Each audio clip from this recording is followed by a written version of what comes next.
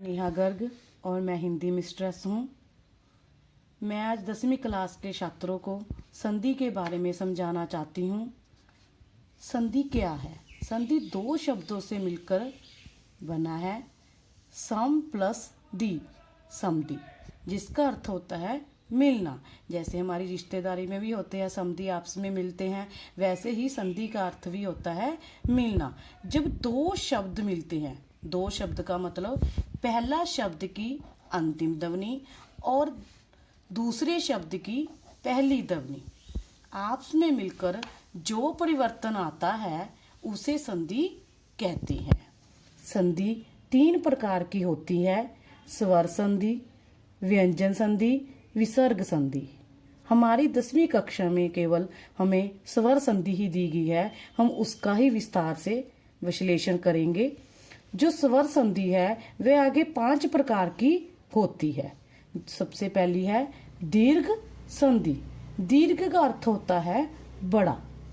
जैसे हम मैथ में फॉर्मूले याद करते हैं, वैसे ही हम संधि में जो उसकी पहला है प्रकार दीर्घ संधि, उसके जे मन में बिठाएंगे कि अ प्लस आ अगर अक्षर में शब्द में आता है तो क्या बन जाता है? बड़ा आ। अगर पहले आ गया आ प्लस फिर आ गया अ तो क्या बन जाता है? फिर भी आ। अ प्लस अ आ गया अक्षर में तो फिर भी क्या बन जाएगा? बड़ा आ। हम देखते हैं, आगे प्रैक्टिस करते हैं। जैसे हमें शब्द दिया गया है पुस्तक आल्य, क्या बन जाएगा इसका? पुस्तक प्लस आल्य। कैसे देखेंगे हम? संधि हमेशा हमारी सारी हिंदी स्वर पर ही टिकी हुई है। पुस्तक हमें पहले अक्षर का आधा कर लेना है। पुस्तक अ की आ रही है ना, अ प्लस आ, अ प्लस आल्य, पुस्तक प्लस आल्य।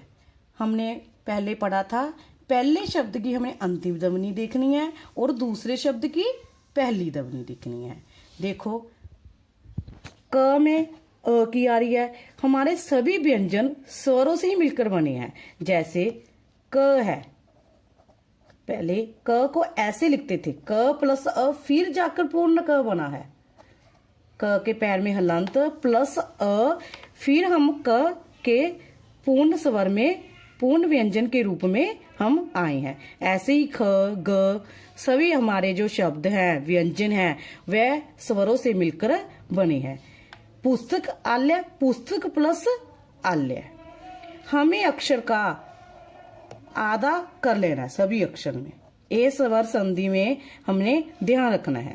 पहला प्रकार है दीर्घ संधि जो हम पढ़ रहे हैं, विद्यार्थी, विद्या प्लस अर्थी। ए जो आपके अगर ध्यान में है अ प्लस आ बन जाता है आ, तो फिर आप कभी भी भूलेंगे नहीं। इसको आपने याद करना है, इसको समझना है। धर्मार्थ, धर्म प्लस अर्थ। देखो मैंने कहा था अ प्लस अ आ गया तो फिर भी क्या बन जाता है? आ। धर्म में अ की आवाज जहां पर भी अ है तो हमने आंसर में क्या कर दिया? धर्मार्थ। मत अनुसार, मत प्लस अनुसार। परीक्षार्थी, परीक्षा प्लस अर्थी। हमने दीर्घ संधि में यही देखना है, जो एक शब्द आ गया पूर्ण शब्द, उसका हमने आधा कर लेना है। जहां पर आ की मात्रा आ गई, पहले का अ, दूसरे शब्द की पहला आ देखना है। पहले शब्द की अंतिम ध्वनि, दूसरे शब्द की पहली ध्वनि मिलकर हमारा क्या बन जाता है? संधि। अ प्लस आ क्या बन जाएगा? आ। हमें एक और करते हैं, जैसे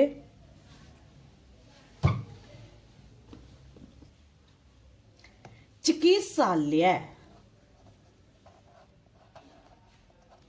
चिकित्सालय, इसमें क्या बन जाएगा? पहला शब्द हमने क्या लिखना है, हमने आखिर का पहले आधा कर लिया ना, आ की मात्रा आ गई, उससे पहले हमने आधा कर लिया, पीछे वाला पीछे, दूसरा शब्द बन गया। हमने 2 बार कर लिए।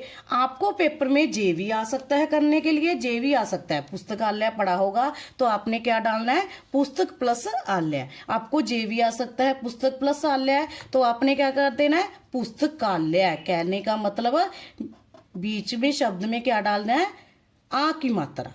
आपको दोनों ही रूपों में आ सकता है। चिकित्सालय, चिकित्सा प्लस आलय।